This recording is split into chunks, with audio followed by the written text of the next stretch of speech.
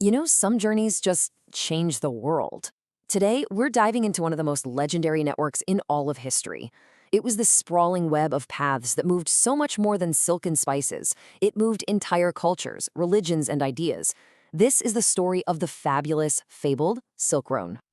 I mean, just listen to that. You can almost feel the desert wind, you can hear the chatter of a busy market. This isn't just describing a place, right?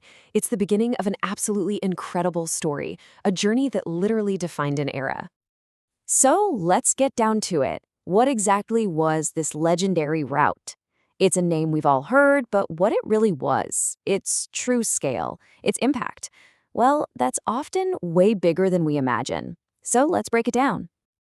Okay, first up, we need to get a handle on what we're even talking about. Because this wasn't just one long road. Oh no, it was something way more complex and way more sprawling. Here it is, the core of it all. The Silk Road was this massive network of paths, and get this, it was basically the first global trade route in history. It connected civilizations, economies, and people across that huge landmass we call Eurasia. Now, what's so cool here is the language. The road snaked across the land. Think about that. It's not a straight line, not some Roman road. It's organic. It suggests these routes twisted and curved, finding the path of least resistance through the landscape, just like a river. Or, well, a snake. All right, let's talk about the journey itself, because the sheer scale of this whole thing is, well, it's genuinely mind-boggling. We're talking about massive amounts of time and incredible distances. Just let this number sink in for a second. 20 centuries. That's 2,000 years. This wasn't some historical fad that came and went. The Silk Road was a permanent fixture of human history for an unbelievably long time, connecting generation after generation. And the distance? Wow. Just one of the main sections, from the city of Xi'an in China all the way to Baghdad, that was almost 6,000 kilometers. To put that in perspective, that's kind of like walking from New York to London, but overland through some of the toughest terrain on the planet. And yeah, that journey was no walk in the park. Travelers had to cross these towering mountain ranges, trek through vast, punishing deserts, and rely on scattered oases for survival, all before they could even reach the bustling markets and cities along the way. So how'd they do it? Well, no airplanes, obviously. People banded together in these large groups called caravans for safety. Some rode on horseback, and many, many people simply walked. Can you imagine? Just trudging along those winding paths, covering these insane distances, one single step at a time. So, who were these incredibly tough people? And what in the world were they carrying that made a journey this dangerous actually worth it? Well, it wasn't just the professional merchants and traders. The source makes it really clear that entire families made this journey. I mean, just try to imagine packing up everything you own to travel thousands of kilometers, all for the hope of a better life or a new opportunity. I just love this phrase, trudging.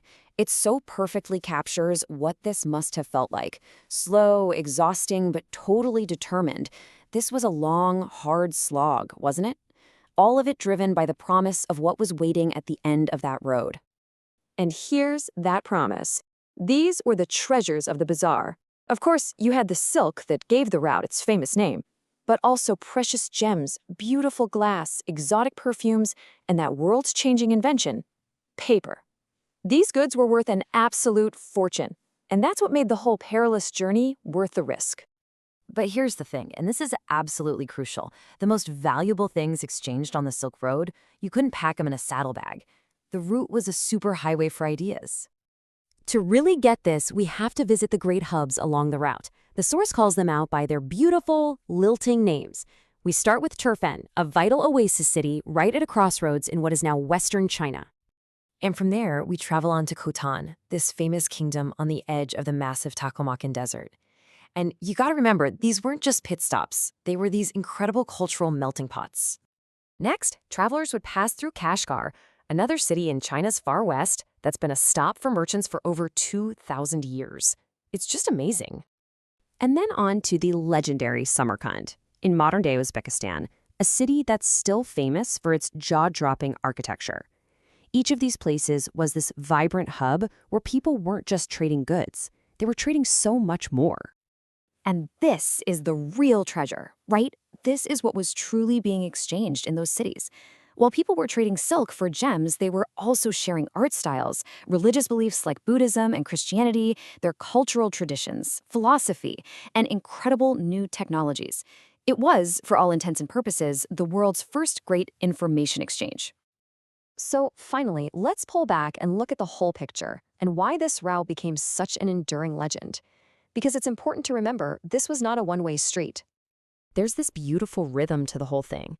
Travelers would head out from east to west carrying treasures like silk. But then they'd turn right around and make that same grueling journey back, but this time carrying different goods and, more importantly, the new ideas they'd picked up. It was this constant, pulsing loop of commerce and culture. And that brings us back to this incredible phrase.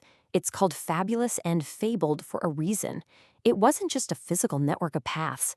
It became a legendary idea, a powerful symbol of connection, of human endurance, and of that timeless desire we all have to explore, to connect, and to exchange. Which really just leaves us with one final thought. The physical road might be gone, but the spirit of that journey, that exchange of goods, ideas, and culture, well, that's more alive today than ever in our connected world. So here's a question for you. If you could travel a road like that today, what would you be looking for? Would it be actual treasures, or would it be the intangible things, the experiences and ideas that really change us?